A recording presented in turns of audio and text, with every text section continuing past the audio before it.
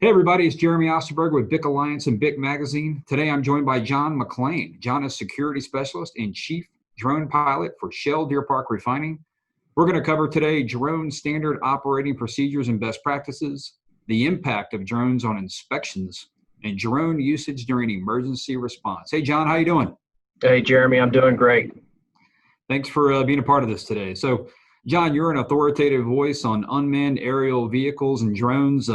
Implementation has certainly improved significantly in the last few years. Give us a brief overview of standard operating procedures and best practices for flying drones and refining and petrochemical facilities. Yeah, Jeremy, so the basis of any good program is going to be your SOPs. And, of course, your SOPs got to start off right off the bat with, how are you going to train your pilots?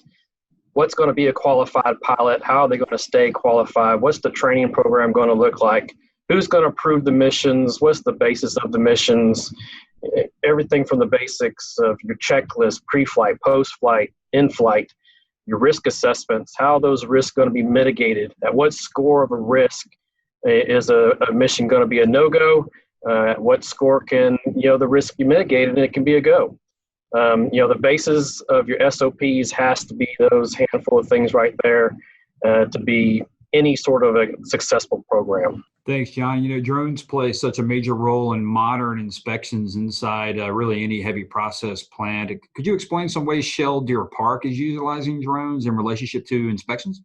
We started off, we wanted to get really good at visual inspections. So basically 4 years ago, we had two main missions. Visual inspections, which were mainly flares, external floating roofs, which, flares we do annually. The floating roofs is done once a week. We have 47 floating roofs that we fly every Monday morning, do 4K video. That video goes to the logistics and maintenance departments. They review them Tuesday morning, and then any issues that they see from our video is, how they go forward with their maintenance plan for the rest of the week. And we also, our very first mission was emergency response, a small sill fire.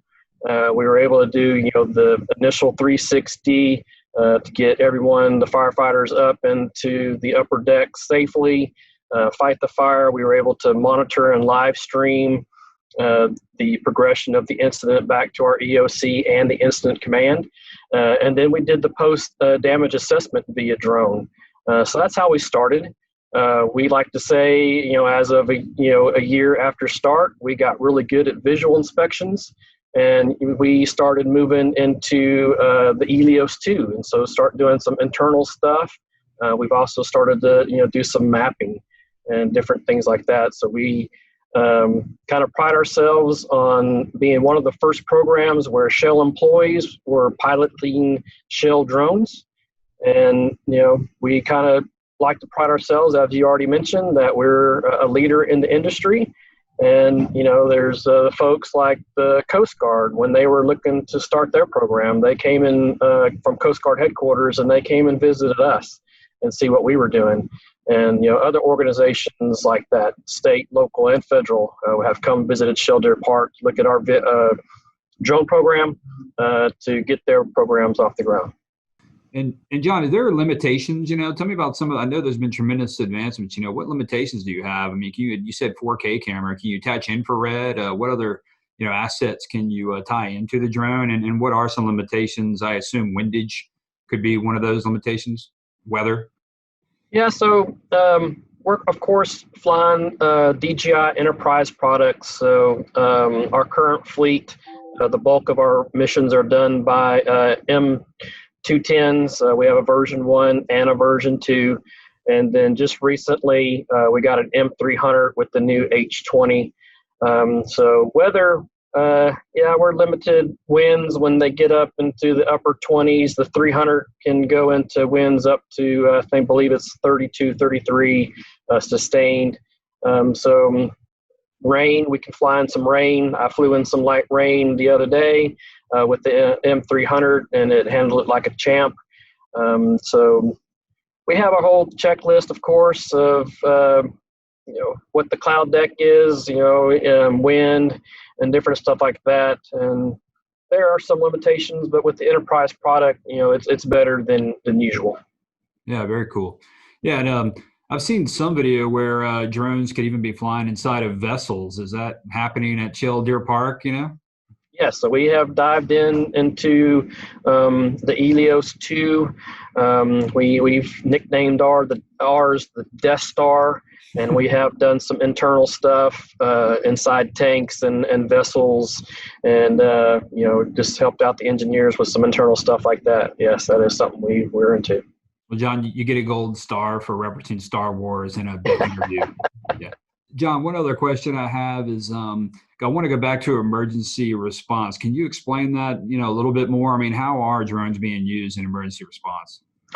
So I have some use cases that I've reviewed internally with the company, the corporate emergency management group with Shell and stuff, and showing them some examples.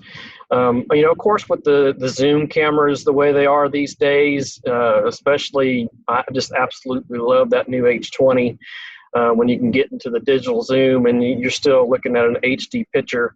But just take an overturned 18-wheeler on the side of the road. You can throw up your drone from what the range on a drone, as long as we can keep ours in visual line of sight for 2,000, almost 3,000 feet away.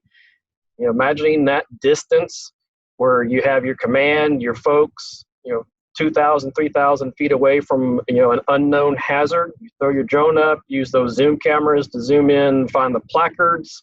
Are they part of Chemtrek? Where is the leaking? How size is the pool you're already trying to attack? Go then to a fire scene. You use the drone. So a perfect example of the fire scene, Shell Deer Park was the primary drone on the ITC fires March a couple of years ago. We were able to live stream the fire back to the incident command, and they were able to track where their equipment was, where the water flow was going. We got assigned to special attack teams there towards the end to put out those tanks of individual tanks. We were able to use the drone and, once again, specifically the zoom cameras to find the little cracks and the holes that were developed. And the attack teams were able to feed water and foam in those little cracks to finally get those fires out. And then to the end, the last foam attacks, something that we kind of developed after Hurricane Harvey here on site is, monitoring the foam attacks, or the foam placement in the right spot to put out the fire. And then once the fire out, is the foam blanket still sufficient? And then when it's time to reapplicate, you're using just the right amount of foam, and you're not having to waste any foam when you're doing that stuff. Going into search and rescue, the drones now with the thermal cameras and the GPS locations, and you can mount speakers and spotlights on the new Enterprise Mavic Dual. You can talk to these people. Once you find them, you can light them up and give an exact GPS location to people on the ground, and they can, they're not doing a search pattern. They're going a straight line straight to the victim. Well, John, look, maybe we could cover a lot more. I hope to get you back on in the future. We can dive into some more specific topics, but I really appreciate the overview on kind of where we are with drones in the industry and what Shell Deer Park is doing with these assets. And so, John, we look forward to talking to you in the future. Yes, greatly enjoy talking to y'all at BIC and talking on behalf of the Energy, Drone, and Robotics Coalition, whose virtual conference is coming up here next week. I hope everyone has a chance to join that.